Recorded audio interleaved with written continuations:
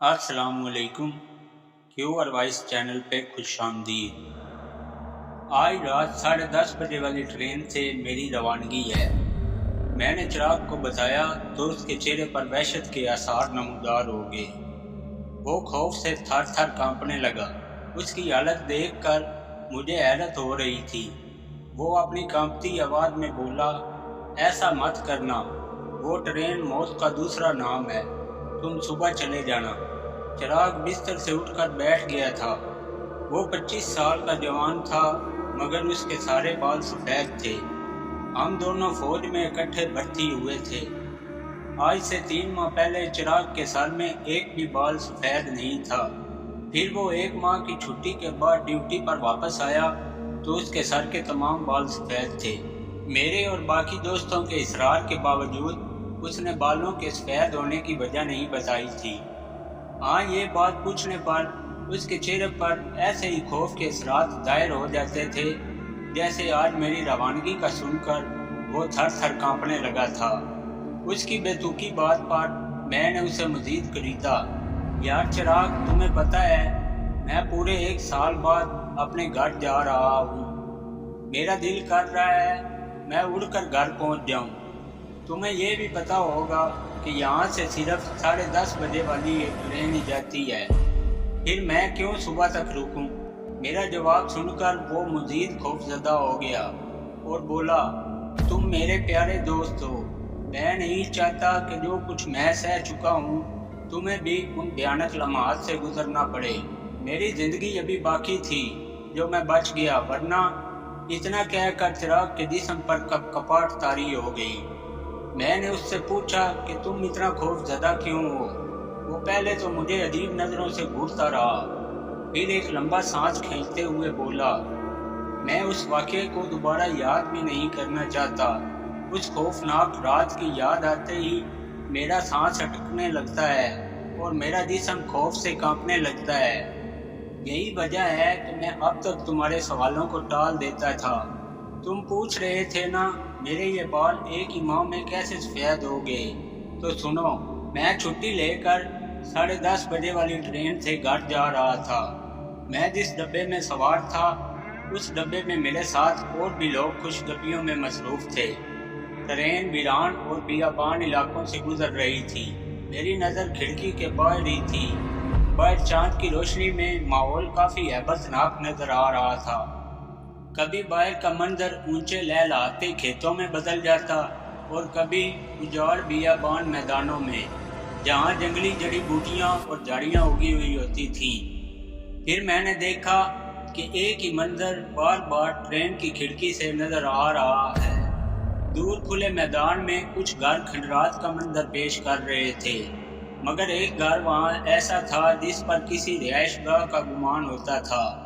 वहाँ जर्द रंग की रोशनी नजर आ रही थी जो शायद किसी लालटेन की थी। एक बूढ़ा आदमी और एक जवान लड़की ट्रेन की तरफ बढ़ते नजर आ रहे थे। उस बूढ़े के ट्रेन के करीब आते ही मुझे उसकी शक्ल देखकर एक नामालूम सी कराहत महसूस होने लगी। बूढ़े आदमी की शक्ल बहुत अजीब थी। उसके चेहरे पर आंखें और भौहें सिरे से गायब थी।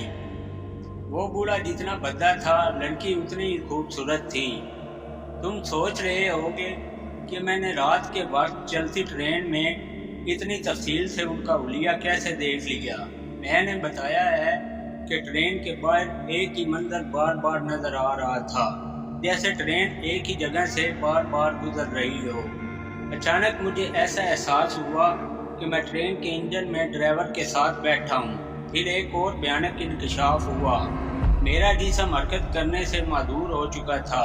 मेरे साथ बैठे ड्राइवर की भी मेरे जैसी हालत थी। अब ट्रेन के बाहर का मंजर बदल रहा था। मैं अपनी आंखों से देख सकता था, सुन सकता था, मगर अपने किसी भी उज़्व को हरकत देने से मादूर था।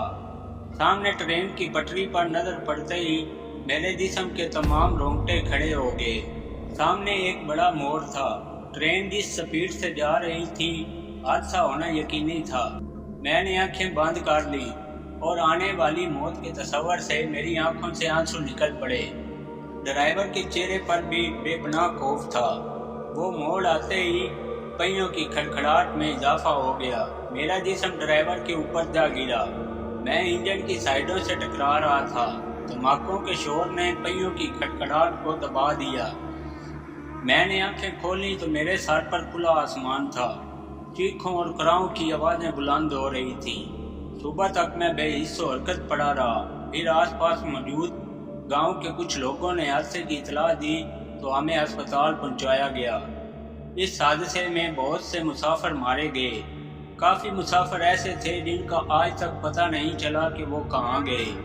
जब मेरा जिस्म हरकत के काबिल हुआ तो मैंने देखा कि मेरे सर के तमाम बाल खौफ से सफ़ेद हो चुके थे। चिराग ने अपनी आप बीती सुनाई तो मैं दिल ही दिल में हंस पड़ा। चिराग झूठ तो नहीं बोलता था, मगर हो सकता है उसने कोई ख्वाब देखा हो, क्योंकि हम लोग रोजाना रात को रेडियो पर खबरें सुनते थे।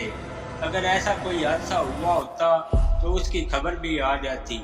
और खौफ से हार्ट अटैक आना तो सुना था, सर के बाल सफेद होना कितनी बेतुकी बात थी।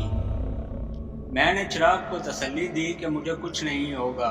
चिराग मुझे रोकता रहा, मगर मैंने बैग उठाया और बाहर निकल आया। एक तांगे पर बैठकर मैं स्टेशन पहुंचा और ट्रेन का इंतजार करने लगा। 10:30 बजते ही ट्रेन की रोशनियां दूर से झिलमिलाती नजर आईं। स्टेशन पर मेरे अलावा और कोई मुसाफिर नहीं था। ट्रेन विसल देती स्टेशन पर आ खड़ी हुई। थोड़ी देर बाद मैं अपनी सीट पर बैठा था। मेरे वाली बोगी में एक ही मुसाफिर था जो ऊपर बर्थ पर लेटा चादर किए सो रहा था। ट्रेन चल पड़ी तो मैं खिड़की से बाहर के मनाजर देखने लगा। चिराग की बात याद आते ही मेरे अलग से बुलंद कहका निकल गया। बर्थ पर लेटे मुसाफिर का ख्याल आते ही मैंने अपनी हंसी पर कंट्रोल किया और सर उठाकर ऊपर देखा। वो आदमी बिना जुम्बिश किए वैसे ही लेटा हुआ था। उसमें कोई हरकत नहीं थी। हालांकि सांस लेने से जो सीने और पेट में हलचल होती है वो भी गायब थी। अचानक उस आदमी के पांव पर मेरी नजर पड़ी। चादर वहां से हटी हुई थी। उसके दोनों पांव के अंगूठे आपस में बंधे हुए थे। मैंने उठकर चादर हटाई तो मैं ठठक कर 2 कदम पीछे हट गया। वो एक कफन पोश मुर्दा था जिसके नाक में रुई मौजूद थी। बेशक मैं एक दलेर फौजी था, मगर रात के इस वक्त ट्रेन के डब्बे में एक मुर्दे के साथ अकेला होने का तसव्वुर मुझे लर्जा गया। मैंने झट से अपना सामान उठाया और भागकर पिछले डब्बे में चला गया। वो डब्बा बिल्कुल खाली था। मेरा दिल कर रहा था कि इस वक्त लोगों की एक भीड़ हो और मैं उसके अंदर घुस जाऊं। फिर मैंने सारे डब्बे देख डाले, मगर पूरी ट्रेन खाली थी। चिराग के पुरअसरार अल्फाज मेरे ज़हन में उभर कर मुझे मजीद खौफज़दा कर रहे थे। मैं लड़ता कांपता ट्रेन के आखिरी डब्बे में मौजूद सीट पर बैठ गया। यहाँ पर बेशक खौफ महसूस हो रहा था, मगर उस मुर्दे के साथ बैठने से यहाँ अकेले बैठना बेहतर था।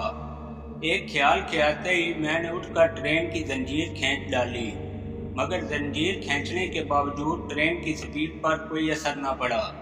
मैंने बारहा ये अमल दोहराया, मगर नतीजा वही रहा। आखिर थक हार कर मैं अपनी सीट पर आ बैठा। खिड़की से बाहर नजर पड़ते ही खौफ की शदीद लहर मेरे जिस्म में सरायत कर गई। चिराग की ज़बानी जो सुना था वो एक हकीकत बनकर मेरे सामने था। खिड़की से बाहर चांद की रोशनी में खुले मैदान के उस पार कुछ खंडरात थे, जिनमें एक घर सही और सालम हालत में मौजूद था। उस घर में से जर्द रंग की रोशनी निकल रही थी। मेरा ज़हन अजीब वसवसों की अमाजगाह बना हुआ था। न जाने मेरे साथ क्या होने वाला था। क्या ट्रेन फिर से हादसे का शिकार हो जाएगी? चांद की रोशनी में खुले मैदान के उस पार कुछ खंडरात थे, जिनमें एक घर सही और सालम हालत में मौजूद था। उस घर में से जर्द रंग की रोशनी निकल रही थी। मेरा ज़हन अजीब वसवसों की अमाजगाह बना हुआ था। न जाने मेरे साथ क्या होने वाला था। क्या ट्रेन फिर से हादसे का शिकार हो जाएगी? क्या मैं चिराग जैसा खुशकिस्मत हूँ जो बच पाऊंगा? तरह तरह के सवालों ने मेरे ज़हन पर जलगार कर दी। अचानक ट्रेन की रफ्तार आहिस्ता हुई और फिर आहिस्ता होती होती ट्रेन एकदम रुक गई। यकबारगी 400 फैल जाने वाले सकूत ने मेरे दिमाग को कचोके लगाने शुरू कर दिए। ये खामोशी मेरे हवासों पर हथौड़े बरसा रही थी। तूफान से पहले की खामोशी क्या होती है मुझे उस वक्त पता चला जब धप धप करते कदमों से वो लाश चलती हुई आखिरी डब्बे तक पहुंच गई। शीशे के दरवाजे से मेरी उस पर नजर पड़ी तो बेइख्तियारी में मैंने ट्रेन के खुले दरवाजे से बाहर छलांग लगा दी। जमीन पर लुढ़कता हुआ मैं काफी दूर तक चला गया। अचानक ट्रेन के पहियों की गिरत गिरत सुनाई दी और फिर ट्रेन चल पड़ी। मैंने उठने में देर न लगाई। लाश के खौफ से मैं ट्रेन के बाहर कूद तो गया था, मगर अब ट्रेन के चले जाने के तसव्वुर से कांप कर रह गया था। अगर ट्रेन चली जाती तो इस वीरान मैदान में अकेला होने का तसव्वुर ही मेरे लिए सुहाने रूह था। ट्रेन की रफ्तार आहिस्ता आहिस्ता तेज होती जा रही थी और मैं अपनी छोटी मोटी चोटों को बलाए ताक रखे पूरी रफ्तार से ट्रेन की तरफ दौड़ रहा था। अभी मैं ट्रेन से 2 गज दूर था कि अचानक मुझे ऐसे लगा जैसे जमीन ने मेरे पांव पकड़ लिए हों। एक कोर सी उड़ती हुई मेरे गिर्द छा गई। मुझे अपने कंधों पर बोझ सा महसूस हुआ। ट्रेन जा चुकी थी। उसके पहियों की खड़खड़ाहट आहिस्ता आहिस्ता मालूम होती चली गई। मेरा जिस्म मुड़ा और ना चाहते हुए भी मेरे कदम उस घर की तरफ उठने लगे। मैंने अपने आप को बहुत रोका, मगर कोई ताकत थी जो मुझे उस घर की तरफ जाने पर मजबूर कर रही थी। थोड़ी देर बाद मैं उस घर के दरवाजे पर खड़ा था। वहाँ एक अजीब सा जुमला लिखा हुआ था, आपका सफ़र यहाँ ख़त्म हुआ। दरवाज़ा खुला तो मुझे सामने एक बूढ़ा मगर मजबूत जिस्म का आदमी नजर आया। उस बूढ़े की आंखें और भौहें गायब थी। बूढ़े के पीछे एक खूबसूरत लड़की खड़ी थी। उस लड़की के होंठ देखकर ऐसे लगता था जैसे अभी अभी किसी का खून पी कर आई हो। उस लड़की के हाथों में एक क्षमादान था जिस पर 6-7 मोमबत्तियां लगी जल रही थी। मुसाफिर को मेहमान खाने में ठहराओ, लड़की ने अपनी मुतरन्नम आवाज में कहा तो बूढ़ा मेरा हाथ पकड़े मुझे सामने बने एक कमरे में ले गया। कमरे में एक मुसहरी बिछी हुई थी। मुझे आराम करने का कहकर वो बूढ़ा कमरे से निकल गया। वो बूढ़ा आंखें ना होने के बावजूद ऐसे चल रहा था जैसे सब कुछ देख रहा हो, या फिर इस जगह का चप्पा चप्पा उसे देन नशीन था। मैंने कमरे का जायजा लिया। एक कोने में एक वॉशरूम बना हुआ था। कमरे में जलते लालटेन की जर्द रोशनी कमरे को अजीब भूतिया तासुर दे रही थी। मुझे नहाने की शदीद तलब हो रही थी। मैंने बाथरूम का दरवाज़ा खोला तो बदबू का एक भपका मेरी नाक से टकराया।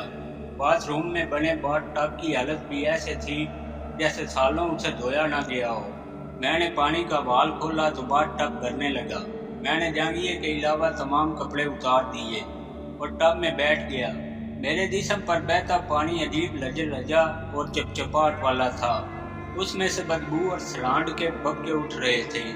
एक खौफनाक इंकशाफ ने मेरे रोंगटे खड़े कर दिए। वो पानी नहीं खून था। मैं जल्दी से टब से निकला और भागता हुआ बाथरूम से बाहर आया। तौलिए से अपने जिस्म को खुश्क किया और कपड़े पहन लिए। इन लोगों ने इतना सारा खून जाने कैसे जमा किया होगा। शायद कोई बड़ी सी जोंक थी जो खून चूस कर टैंकी में डाल देती थी। और फिर जोंक का ख्याल आते ही बूढ़े का चेहरा मेरे ज़हन में घूम गया। वो भी किसी जोंक की तरह ही तो था। अचानक कदमों की आवाज़ कमरे के दरवाजे पर आ रुकी। मैंने भागकर दरवाजे को अंदर से लॉक किया। बाहर से दरवाज़ा धड़धड़ाया जाने लगा। कोई जोर जोर से दरवाज़ा पीट रहा था। मैंने चीख कर कहा, चले जाओ यहाँ से, मुझे अकेला छोड़ दो। मेरे चीखने का खातर खा असर हुआ और दरवाजे पर खामोशी छा गई। थोड़ी देर बाद मुसहरी के साथ वाली दीवार में खटपट शुरू हो गई। दीवार में एक चौकटा सा नमूदार हुआ और 2 हाथ नजर आए जो ईंटों को एक तरफ रख रहे थे। ये हाथ उसी बूढ़े के थे जिसके चेहरे पर आंखें नहीं थी। मैंने भागकर लालटेन बुझा दी। थोड़ी देर बाद वो बूढ़ा अंदर कमरे में आ गया। मैं तेजी से बाथरूम में दाखिल हो गया और दरवाजे की हल्की सी दर्द से बूढ़े की हरकत देखने लगा। वो लड़की भी क्षमादान लिए और चौकटे के पास आ गई। उसने क्षमादान बूढ़े को पकड़ाया और चौकटे में से गुजर कर अंदर कमरे में आ खड़ी हुई। उसने बूढ़े के कान में सरगोशी की जो मैंने सुन ली। बाथरूम में है, पकड़ो उसे। उसकी सरगोशी पर वो बूढ़ा बाथरूम की तरफ बढ़ा। मैंने अंदर से चिटकनी लगा ली। मेरा दिमाग तेजी से चल रहा था। मैंने बाथरूम की छत की तरफ देखा तो टैंकी के साथ एक सुराख नजर आया। उस सुराख से बआसानी मैं ऊपर छत तक पहुंच सकता था। मैंने बाथ टब पर चढ़कर एक डंप लगाया तो मेरे हाथों ने छत के किनारों को पकड़ लिया। मैंने एक नज़र पीछे देखा, दरवाज़ा टूट चुका था और दरवाजे के पार वो लड़की और बूढ़ा खड़े थे। लड़की खा जाने वाली नज़रों से मुझे देख रही थी। क्षमादान बूढ़े के हाथ में था जबकि लड़की के हाथ में एक कुल्हाड़ी थी। लड़की वापस पलटी और कमरे का दरवाज़ा खुलने की आवाज़ सुनाई दी। मैं फुर्ती से दौड़ लगाकर छत पर आ गया। वो लड़की सीढ़ियों से होती छत पर मेरे सामने आ खड़ी हुई। मुझे अपनी मौत साफ दिखाई दे रही थी। मैंने इर्द गिर्द देखा तो छत की मुंडेर के साथ एक दरख्त की शाखें नजर आईं। मैंने दौड़कर शाख पकड़ी और एक हाथ मुंडेर पर रखे शाख की मजबूती चेक कर रहा था कि उस लड़की ने कुल्हाड़ा बुलंद किया। मैंने छलांग लगाई मगर तेज धार कुल्हाड़े ने मेरे हाथ की 3 उंगलियां काट दी। दरख्त की शाख मेरा बोझ उठा न सकी और टूट गई। मैं दब से जमीन पर गिरा। आज की चोट को देखने का वक्त नहीं था। मैंने उठकर वहां से दौड़ लगा दी और 1-1.5 मील तक दौड़ता चला गया। मैंने पीछे मुड़कर देखा तो उस घर से शोले निकल रहे थे। शायद क्षमादान पकड़े बूढ़े ने क्षमादान को किसी कपड़े के साथ लगाया होगा और फिर पूरे मकान ने आग पकड़ ली होगी।